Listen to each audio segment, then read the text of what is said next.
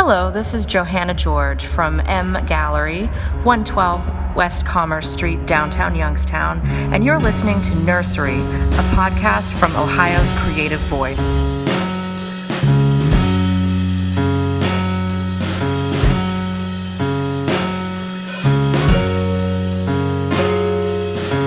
Hey guys, welcome to Nursery. My name's Lee. And this is Billy. And today we are just going to talk. I'm on my way back from Cincinnati, Ohio. I just played a show. And I called him up and I was like, hey man, you mind if I stop by? And I came in here and I wanted to ask you, dude, what do I talk about with you on here as far as your creative endeavors? What do you want to tell people that you're doing lately? Like, is there anything they can look for? Honestly, I've started the process of going into kind of a small business for myself. I have recently figured out that I learned how to make a beard and mustache oil. Nice. Yeah, it's really weird. It kind of happened by accident. Because there was a while where I went through like a handlebar mustache phase. Yeah. But apparently mustache wax is hard to come by. Well, not hard to come by, but like pretty expensive. Oh, I didn't know that. Yeah, it's weird. It's like $10 for like a little ounce and a half thing. Mm-hmm. And so I Googled how to make your own and found a little recipe that was actually pretty easy to make and pretty affordable, but it didn't really work that well as an actual mustache wax. Mm-hmm. But I started making it, and it works out as more like an conditioning oil. Yeah, for a mustache. Yeah, but So I was like doing some research on it and realized that beard and mustache oil is like a dime a dozen nowadays. Mm-hmm. But nobody really taps into the whole, like, nobody taps into aromatherapy because it's right under your nose. Mm-hmm. So I decided to kind of take that into account and kind of tap into, like, make it more of an aromatherapeutic kind of beard and mustache oil. Yeah. So I'm going to start cool. doing that and probably try to sell it on Etsy. And if it takes off, awesome. If not a big loss. That's cool. So nobody can find it quite yet, but that's up and coming. Yeah, I'm hoping to get it going within like the next month or so. That's cool. Yeah, I think of those oils that people like put like 2 drops in a bath and stuff that smell like lavender type. Kind of like the those same are kind of thing. cool. Yeah. Yeah. But it's just for like like maybe a way less strong version of that. Like it's probably a bit like more watered down and stuff, right? Yeah, kind of the same thing. Because if it was under your nose like that strong, it'd be like weird, right? Right. It's only going to be like a few drops, and then it's mixed in with like some coconut oil and beeswax and another mix of different waxes and stuff. That's cool.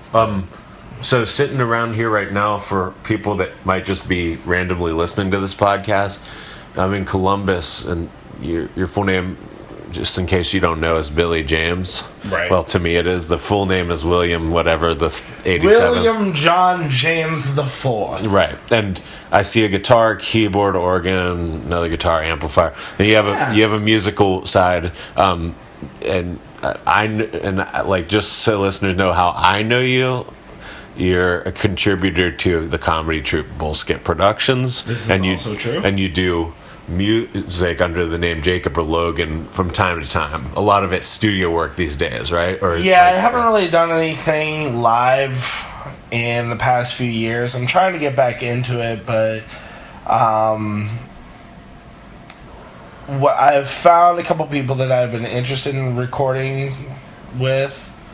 I want to get some of my recordings done first, just to kind of get back into that whole musical vibe. I don't know. I kind of really haven't been doing it very often lately. Well, don't sell yourself short, though, because some of the people listening to this, believe it or not, have a nostalgia for Northeast Ohio music. So if we insert, like, one of the songs that you used to play at our house shows, someone might care. Is that okay to do? Yeah, definitely. Okay. And so, like, because I interviewed you remember Edwina? I interviewed her, and we talked about Columbiana punk.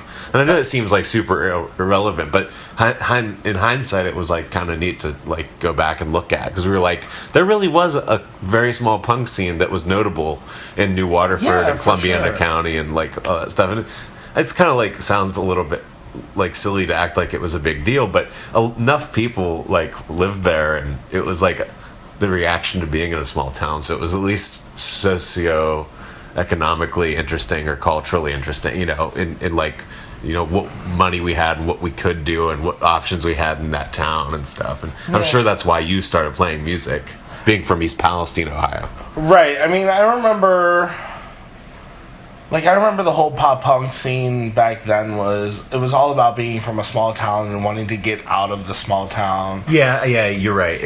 I tend to like re-narrate that because now it's more of a pride thing that happened there. But you're right. People talked about like leaving a lot when it was actually happening. Yeah, and I always wondered how many of like the really popular pop punk bands actually came from small towns.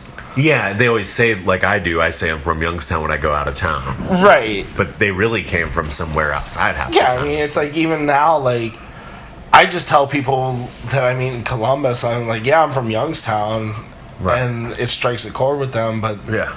If I say I'm from East Palestine, they don't know what the hell I'm talking about. No. And that's the only reason I even go into specifics about you being from East Palestine is that there's enough Youngstown listeners that when you name the small towns outside, it does strike a chord with them. Yeah. But otherwise, totally no one knows what we're talking about. Yeah. But like, so on the music side of it, you know, there's a little bit of punk, there's a little bit of like balladry that you got involved with, and like influence from like long form like bands like Sigur Rós and then like maybe later on Cursive or something. You know, I'm probably butchering, but you know, maybe being really general, you could talk like that. And like now, then recently you talked to me about an artist. I listened to him, but I can't remember the name right now. You gave me some of the stuff, and I took it home. Do you know?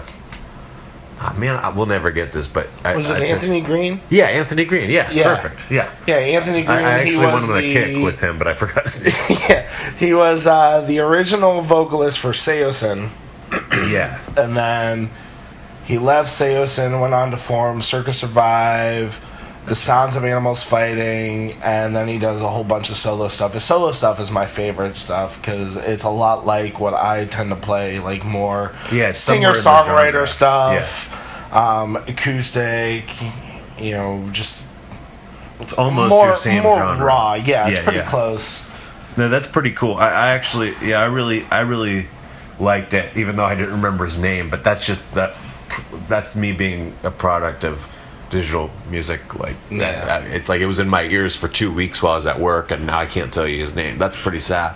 And I know that's what's happening with me on the road sometimes. People will take my card and maybe even download something or go and listen, but then like, I mean, it takes a miracle for anyone to remember anything.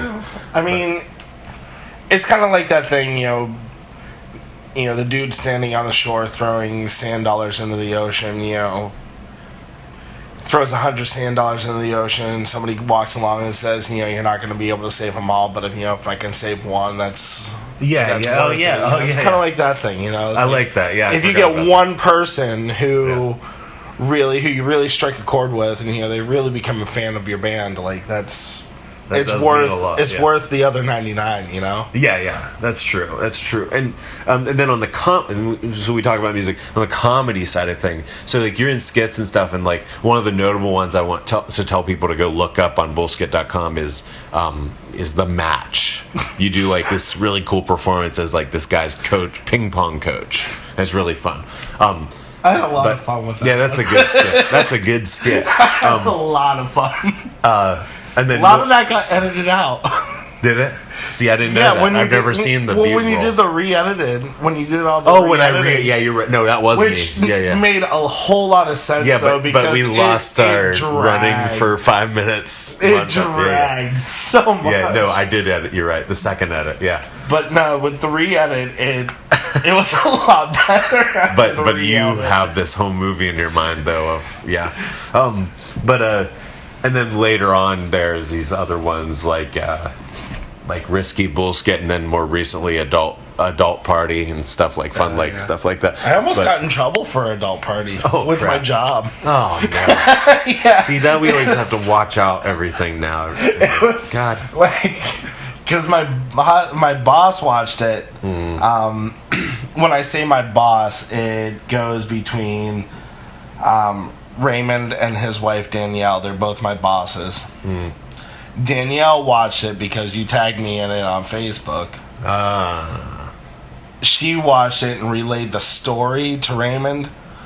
Ray came to me and was like, yeah, I heard this thing about this video that you were a part of, and just kind of seems kind of weird, and it's not something that I really want to attach to the company. But then then he watched it and he was like, yeah, I watched it, it was pretty funny. Yeah, I mean sorry that happened, because that's a tale of that's a cautionary tale, but people, I give everybody the benefit of the doubt to know it's acting. Yeah. And I'm a substitute teacher once in a while in a blue moon on the side, and the kids have seen the skits, and the principal and everybody has seen them, and they know that they're just smart enough to understand that I'm playing a character. Yeah. there have been some things on Bullskit that have been very that were really inappropriate comedy. Yeah, inappropriate comedy. But if people understand that it's comedy, that's what really is important, is that people understand that it's satire. It's us poking fun at society. Right. And if we shy away from it and start being fear-based and saying, well, we can only do this kind of joke, that's exactly what Bullskit isn't. Yeah. We're so small and we're such a cult little dumb thing that we have no identity if we don't just do whatever the hell we want. That's our one outlet where we do seriously whatever the hell we want. I got recognized for Bullskit not too long ago. Yeah, I did a while back, but not recently. That's awesome. Yeah. It was pretty cool. It was don't drink the water. That's awesome. I still get recognized for don't drink the water. Wow, dude, that's amazing. I see. That's nice to hear, because that last time it happened to me was years ago, man. Right, me too. Yeah. Last time I got recognized for don't drink the water was when I was at Mercyhurst. Yeah, man. Oh, actually, no. Actually, maybe I'm selling myself short. Maybe this isn't interesting to listeners, but I'll go over it real quick. There was something. I was at a church somewhere, and somebody who was a friend of a friend came up to me and quoted something that was this year. And then a year ago, I was at a bar at night, and someone came up to me and was like, I love Bullskit. And I didn't know who they were. But way back in the day, me and a few of us, you might have even been with me, on campus were walking around. And it was during the time we were actually promoting it correctly, with the chalk, and, doing it in college campuses where the humor, makes sense. Right. And people were like, oh my God, it's Bullskit. And it wasn't a joke. They were for real. They were being serious. Because they looked at the website and went on.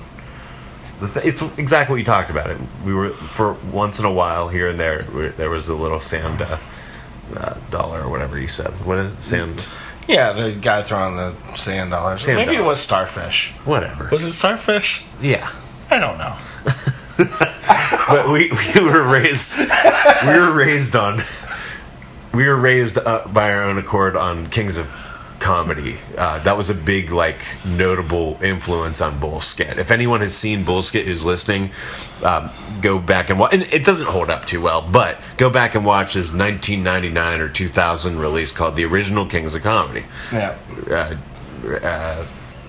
Steve Harvey, D.L. Hughley, Bernie Mac, and Cedric the Entertainer all do pretty great sets. They're good. They don't. Maybe they're not great anymore, but at the time we saw them, they were great. It was so funny when we were in high school. Yeah, and it's not that it's deteriorated. It's just that a little bit of time has passed. We've we've gone on to other comedians we like. I still like all four of those comedians' material today well enough, but at the time, something about it just timed out perfectly in our lives where we watched it a lot. We would watch it days and days and days at a time, and we would quote it to each other, and we still do that now, and that's most people experience, that's a lot funnier than watching it. Yeah, it's definitely a lot funnier to hear,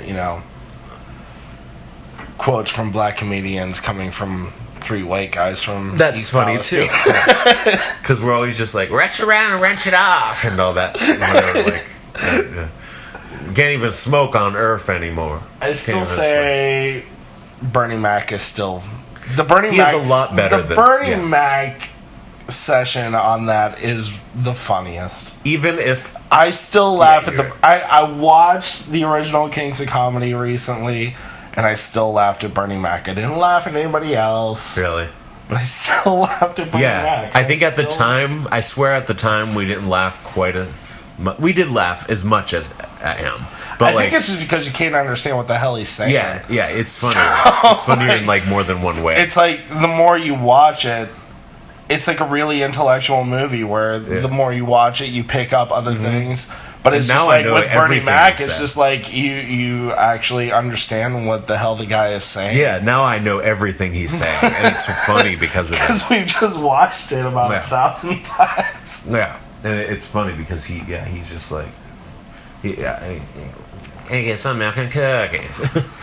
I said it again. I couldn't hear it. I said it again. What was that? And to get some milk and cookies. It is a little irritating that he has to repeat himself all the time. Well, yeah. Everybody, all 4 of those guys did that a lot, though. That was cool, though. It Yeah. was cool that they all had their little individual quirks. Yeah. Like, And my favorites were the impressions. Anytime they did the impression of the like general figure in your life, they're like, everybody had Big Mama. Everybody had Big Mama. right. I did not have a Big Mama. Right, but But it's you like, know what? I can still laugh you at Big still Mama. feel like you can relate to through some dumb way because you know I the had character. Grandma Richie. Right. And like, yeah, that is what's weird. It's like we didn't know any of that, but it's all classic in our head now because of the bits. Like, because that happened with Cedric the Entertainer. He talked about the dude. He talked about like the dude that worked at a repair shop. He's always like, Oh, yeah. It looks like a dad. With You the- just look with the just like a cigarette. dad. Hey, bring me a cigarette beer. I'll look at the cover in for you. Yeah, and then he pulls the cigarette out of his mouth. He's like, ah, you look just like your daddy. And he puts I it didn't back even in. smoke then, but I still thought that was I the know. coolest shit. And I know. That's what's I weird. have a cigarette in my hand. It worked backwards for us. It We did. became all the things they said were classic after the fact. Like we started making horribly inappropriate jokes because of them, and they were making inappropriate jokes because of memories they had that we made from their joke. Like that's what's backwards about it, is that like we started doing the things they were sentimental about. Like we were like. We're like, oh, we're gonna be stupid now. We're gonna be really loud. We're gonna be really loud and stupid and fat. And even though they were talking about it in past tense, that we're gonna act like idiots now. Right. we're the age. Basically, we're a little younger than they were when they put the special on. So I guess we're gonna get worse. Probably. I'm not looking forward to that. Yeah. To know that we could get more inappropriate and horrible instills confidence in me that we at least knew what direction we were going in when we were younger. But to hear the things like about like, do we have to regulate what we do now? Watch what you tag and stuff. It's like, yeah, I know I'm an oversharer, but at the same time, man, we can't compromise. Even no matter how dumb it is, it's like you can't compromise too much. Like I'm fine not tagging people. I'm happy to do, but I'm saying like the Bullskit thing. That's about like. There's one person on YouTube that finds us and just like loses their mind. Like, Right. There's that person out there that felt the same way we felt when we saw Conan. You remember Erin that I went to college with? Yeah. Dude, she was that person. She is still an avid Bullskit fan. That's amazing. Because I talk to her like once a month. Mm-hmm. We just kind of check in with each other, make sure we're still doing okay. Right. And she's still like she'll ask me about Bullskit skits that I haven't even seen yet. Yeah. That's the spirit of it. It's like slightly disorganized, like doing exactly the jokes we want, any structure we like, following nobody's rules. Right. It's ridiculous. So speaking of her, what kind of friends have you made throughout your life? Like keeping me and everybody we know in mind and her, like what kind of friends have attracted you in your life? Like what is your like demographic as a person? Oh man, I don't know, because I I've always been that type of person that just kind of gets along with everybody. True. So I don't even know if there's really a specific type of demographic that, really attracts me as a person. Yeah, I guess I'm kind of like you too, where like I don't think. Yeah, it's like you expect someone like you to say artsy people, but that's not really the case. It can be all kinds. Yeah, I mean, there's artsy people. I mean, for the past 7 years of my life, have been working in the body modification industry. Mm-hmm. So, I mean, I attract a lot of those people, a lot of tattoo enthusiasts, piercing enthusiasts, that kind of stuff. I've attracted a lot of more of what you might call like the straight-laced kind of people as well. It's just people are people. Like, everybody's kind of unique in their own way, and I really like to kind of hone in on different people's uniqueness. Like, I try to look at people more for what makes them an individual, because that's honestly what kind of made me more attracted to the body modification industry. This is what makes people unique. I like the nature of individuality. Yeah. And I like to hone in on what makes this person different from the next. Right. So that's kind of why I've always kind of been more on the, I don't really fall into cliques or anything like that. Like, I try to more get attracted to what makes this person who they are. And what is that? Is it different for everybody? Like, obviously it is, but have you found a most common denominator? Not really. Okay, so it's not like you come at it from like the angle of family, or you come at it from the angle of like, what town they that grew up in or anything. Yeah, no, it really doesn't. None of that really makes a difference to me. I'm more. Yeah. If I meet a new person, I'm interested in more or less who they are, not necessarily what kind of genre they fall into. Yeah. And like what makes them who they are is like a large amount. It's just who I learn this person is. Like, right. Like,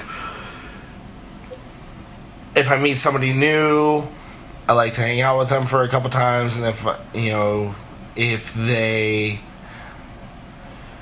seem to be the type of person that I feel like I might be compatible with, then I hang out with them more often. Yeah. If they're the type of person that I'm not necessarily interested in, like where they feel like, I don't know, where they just kind of feel generic. Yeah. Where to, like... That has always been kind of your measuring stick. That's like kind of nice and broad. Yeah. It's like that has always been your measuring stick since I met you. It's like, how sincere is this person? Yeah. And that's good. That's good. I'm kind of having a hard time articulating my thoughts at that with this subject, but no, it's too deep to get into. Let me switch subjects. Let's just say that I have drank 2 bottles of wine right. before this podcast started. So let's just say that. Let's say that you take that for whatever it's worth. Our friend Greg, who's also in Bullskit, one time for Christmas, like, I asked him what he got for Christmas, and he was like, let's just say I got the entire discography of Arcade Fire. And I was like, what do you mean, let's just say? You did get it. You did get it. You don't have to let's just say. Suffice to say, let's just leave it at this. And I was like, what do you mean leave it? You didn't leave anything. That doesn't leave anything to the imagination. It was awesome, yeah. It was funny. At least when I said, you can imagine how drunk I may be. Or right somebody now. or somebody could be like, there's 4 bottles. Or so, like really. But, okay, so switch. Well, I guess you just answered this, but let's get deeper with it. What's your vice? What are your vices? List a few. Well, I have decided that I'm going to stop smoking cigarettes. I have made that decision, and I'm going to, tomorrow, actually, get some nicotine patches. Are you going to start smoking funny cigarettes No. to replace it? Hey, No. that looks like a funny cigarette. I've actually... That smells different. I'm about 95% positive that I'm allergic to marijuana. Wowzers. Yeah. So I realized that every time I had smoked weed, the next day I had just horrible stomach cramps. Yeah. Like, awful stomach cramps. About 3 years ago, I was in the hospital with just chronic back and stomach pain, and I had, like, these spots all over my body. Yeah. But that was something unrelated. Oh. But every time that I had smoked, I would get the stomach cramps that felt similar to what put me in the hospital. And I never really thought anything of it, but whenever I had smoked, it never really hit me the same way that, you know, I had heard that it hit regular people. Like, I never got the giggles, I never got the munchies, I never got that creative burst that people say that they feel. I just got tired. Yeah. And I just fell asleep. There's always that one in few where it just like it doesn't jive right, and sometimes it's a mood thing, and sometimes it's like probably an allergy or something more like. Well, there was one time where a coworker of mine had me try this hemp-based hand lotion. Yeah. So I was like, all right, whatever, you know, I'll try it. And after about 5 minutes of trying this hand lotion, my hands were all swollen, red, blotchy, painful. And I was just like, so I was just like, you know what? I just feel like I just need to stay away from any marijuana products. Man, so you're like that one in however many where it really is like you're that sand dollar / starfish that didn't get say whatever the analogy applies to marijuana. Yeah, just in reverse. You're that. That's me. So you're the sand dollar that has allergies to marijuana. Yeah. A sand dollar is a living thing, right? Yeah. Yeah. Originally.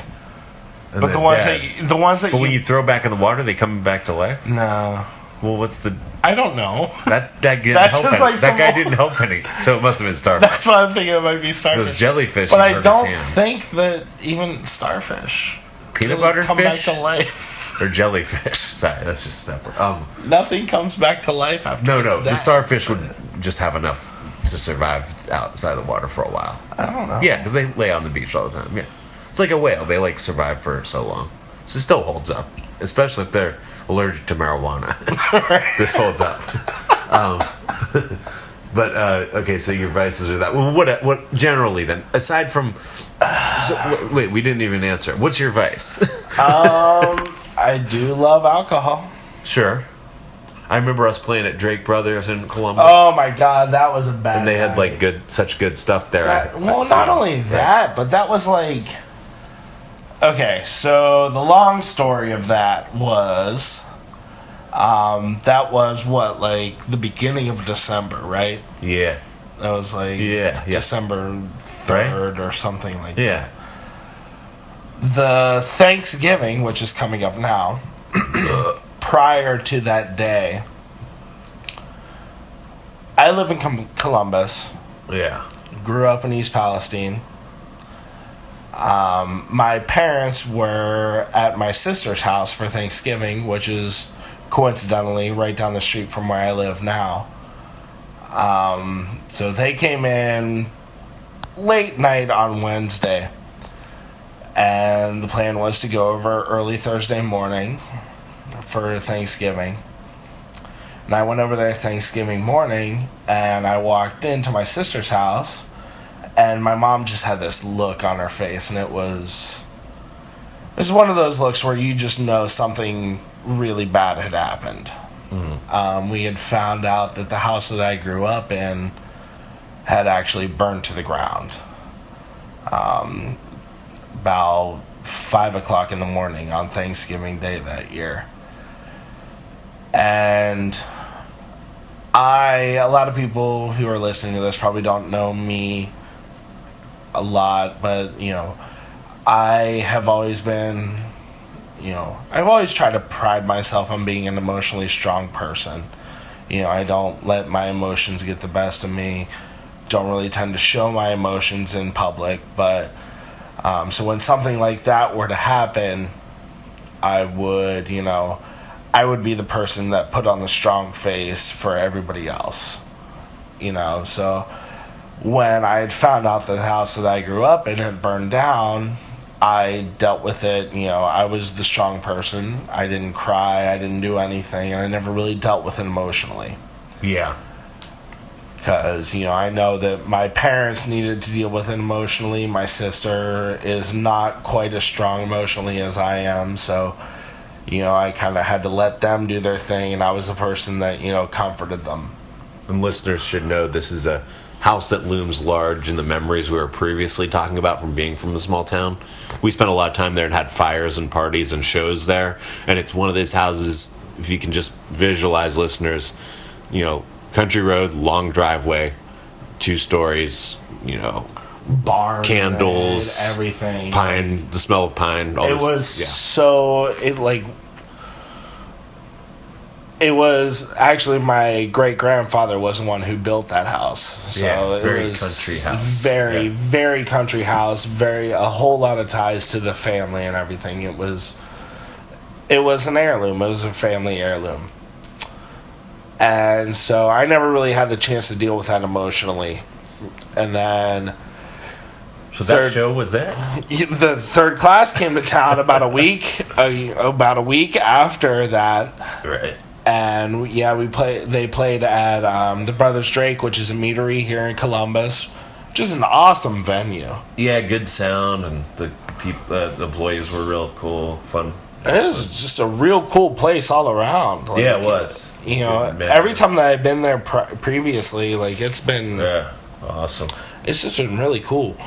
But yeah, I spent way too much money and drank way too much alcohol there. And it was a shit show. See, I don't think it was that bad, but you must know something I don't. Yeah, when I got home that night, I threw up all over my bathroom. Over it. I didn't know that. Kelsey had to take care of me, and I just after I sat down on the toilet and just threw up all over the bathroom. Everywhere. It was all over the shower curtain. It was a mess. And then I laid in bed. Yeah. For about an hour just crying. And not sobbing, but if projectile crying was a thing, yeah, that's what I was doing. Now that you say that, I do remember making a note. I remember making a note. You didn't make a spectacle of yourself by any means, in my eyes. But I remember making a verbal note out loud to Jacob, Peppy, and Mindy, and whoever else was with us that night. Steve, maybe whoever. On our way home, I was like, Billy. I remember Jack, Peppy, obviously, because they were playing. Yeah. And then I remember Mindy being there. Yeah, that might be it. I remember Adam Penman being there. Okay, cool. And Jim Young for a little while. Jim Young was there, yeah. And our buddies Coal-Fired Bicycle were playing. They were really cool. Yeah. We've seen them again a couple of times. But but I made note to them verbally on the way home or later, and I was like, Billy said some cool things, but he said them like he was like, I love you guys, and he was really straightforward and head on about it, and not that you don't usually say stuff like that. Yeah. But it was you were like, I love you, man, and it was it was the real. It wasn't I'm drunk, pretend I love you, man. No, it was I love you guys, and I was like, oh, all right. It was one of those things it was real head on. Yeah. And it was really one of those things. That house burning down, man. That really was one of those times where it's you ever have those slight moments where you face your own mortality? Yeah. That was one of those. Like, Yeah. it wasn't like, oh, I had a near-death experience. Like, I didn't have a long near-death version of that experience at all. Right. You know, But that night must have been. It definitely triggered into, to my sense of mortality, and it was pretty rough, man. Like, Yeah. it was like. And what are you saying, that night you had that feeling, or you're saying when it first happened? That's kind of both. Yeah. Like, that night was when I actually finally dealt with it emotionally. Yeah. But it was, I had that sense. Yeah.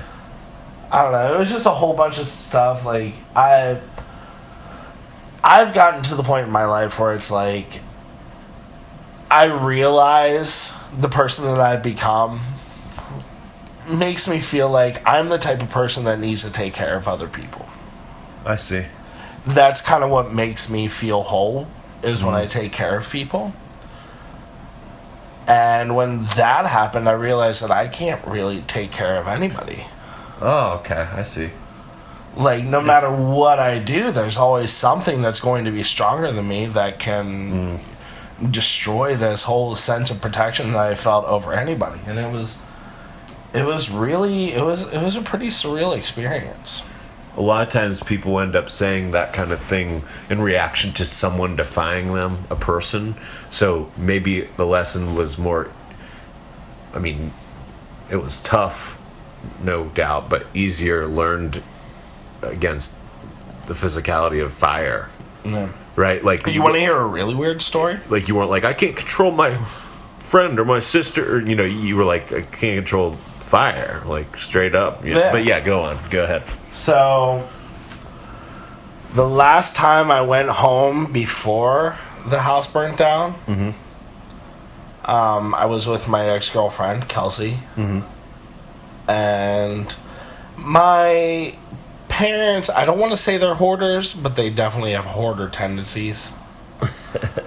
And the shape that the house was in, it was not great, And I had always felt like my great-grandfather, Homer, who had built the house, his spirit kind of was still there. I feel like there were a couple of occasions where I still kind of saw him. Yeah. Because from what I knew of him, he died before I was born. But from what I knew of him, he spent all of his time in the barn, which is where he took care of the animals, and in the basement, which is where his workshop was. Yeah. And I had seen him, I feel, Yeah. a couple times in the barn and in the basement. And there were a couple other things that, my sister said that she had seen, and my mother, and, just different examples of where they feel like, great-grandpa Homer was still there. Well, there was one time where I was pulling out of the driveway, and I was saying to Kelsey, I was like, yeah, we were talking about the state of which the house was in. And I had said to her, I was like, man, that house just needs to burn down. Just because of it was just not in a good state. And that was the last time I was there before it had burned down. So I feel like Homer heard me and was like, you know what? You're right. Plus, you forgot to mention that one time when you were in the basement, right during that same visit, you saw him with a little mini bonfire in the corner of the basement. Right, yeah. And I he did was throwing matches at it. Yeah. And he was like, I'm going to throw these in the general direction of the fire, and the one match that hits and lights is worth the other 99. So Yeah, whatever. exactly. And you were like, I should take note of this. Right. Yep, that's exactly what happened. And, he burned the house down. So, yeah. Homer was like, you know what? You got a point, young sir, that I never met. And then he, threw the 100 matches and none of them got the thing. But that one. No, not even that. No, that one didn't. No. And he was like, don't! Because his name's Homer. Right. Like the Simpsons TV show. Right. But then you just burned the place down with a lighter. But you know how I feel about The Simpsons. You like it? I hate it. Oh yeah, that's right. I forgot that. I didn't. Yeah, know. no, I hate The Simpsons. Weird, man. I It's not even forget that. that. Futurama is way better than The Simpsons. Yeah, I guess maybe it is. Maybe it is. I more of a don't know social- either. Like, Futurama is way more of a social commentary. I like social commentaries. they talk about like things like what, like the past. No, I'm just kidding. Sorry. Yeah. Exactly. Well, that's cool. Well, is there anything you want to let people know before we go? Words of wisdom to my mom, our listener. Karen, I love you. Oh God, he's saying it with that I same look he did. had in I Drake's Brothers. did. He is saying it with that same weird look he has in Drake's Brothers with too much conviction. I'm just kidding. Well, anything else you want to impart to anyone who might be listening? Wrench around and wrench it off, or Yeah, I say just go ahead and wrench around and wrench it off. in the words of D.L. Hughley, you're the one that wanted to play helicopter, man. That's your least favorite line in the whole entire. No, it's so in the stupid. whole entire special, It's Kings so of Comedy. stupid. You're the one that wanted to play helicopter, What man. does he mean by that? know. Does he He's mean just he wants to hang by the ceiling fan Yeah, I by know. his underwear? I know. That He doesn't ceiling mean fan it. is not going to spin him around. Yeah, It's just going to break. He's like referring to like this, like the morning after, like after you have sex with your wife or whatever, like you find your panties up in the ceiling fan, like as if it was such a wild night. And he's like, "You're the one that wanted to play helicopter, man." Watch What riding is on the hel- nightstand. Yeah, what is helicopter, man? It's nothing. It's nothing. Stupid D.L. Hughley. God, he's funny though sometimes, He's but not. he's kind of funny. Because he always has like a good 1 out of 5. He always got like that one awesome out of all the 99 make that. Okay, I'm done. I'm done Here we making go. the sand dollar references. That all right. Let's call it the starfish because I'm Yeah, pretty sure it was the starfish. starfish, Yeah, not starfish. sand dollar. Right. It might be a sand dollar. I don't know. No, I think of this. No, they were like living still a little bit. But it's like, Whatever it was, it's not like they came back to life by being. but it's like I feel like that guy did not find 100 starfish or sand dollars on the Anywhere, beach. He yeah. had to go buy them at a damn gift shop. and then they were definitely dead. Right. They're So not that coming really back to didn't life. help. What are we doing with our lives? I don't know. Are you saying that's us then? And there's no hope? Because that's not cool. Kinda. Now that I think about it, like, No, it's. Are we just let's searching? Say it's this. Let's say our lives are this. There's 100 jellyfish. There's 100 jellyfish. Being that we're from like Northeast Ohio, let's make it like a little bit harder than throwing starfish that are still living in the. There's 100 jellyfish. So the guy picks them up and gets stung every time, but it's still throwing them. Then the one or whatever is worth it. okay. But we get stung a little because we're When's the last time you've tough. been to the beach? Midwestern. The beach. Yeah. Like where there were actually jellyfish washed up on the beach. Yeah, that, like never. It's like never happens. That's never like happened. Jellyfish are too like fluid. That's to the have one that thing happen. that sucks about being from Ohio. Yeah, but okay. Let's make it really Ohio. Okay. There's a bunch of koi fish washed up on a man-made corporate thing. Then we throw them back. Side note, so there's this pond right here by my apartment that had like 10 koi fish in there that were like 6 foot long. And somebody put something in the pond that killed all the koi fish. Correct. And there were like koi fish. There was one that was huge. And it was like a good 5 feet away from where the pond was. Was it still alive? And No, it was you throw dead. it back? How the hell did it get there? Maybe it flopped all the way out there. How? I don't know. Maybe somebody was like making sexual advances on it, and it was running away because it was being coy. I hate you. It's worth the 100 koi fish or whatever. Thanks for listening, guys. Good night. Which are we chasing you or not or whatever.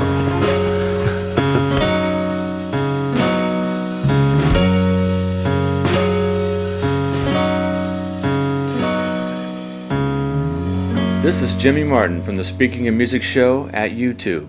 Thanks for listening to the Nursery Podcast.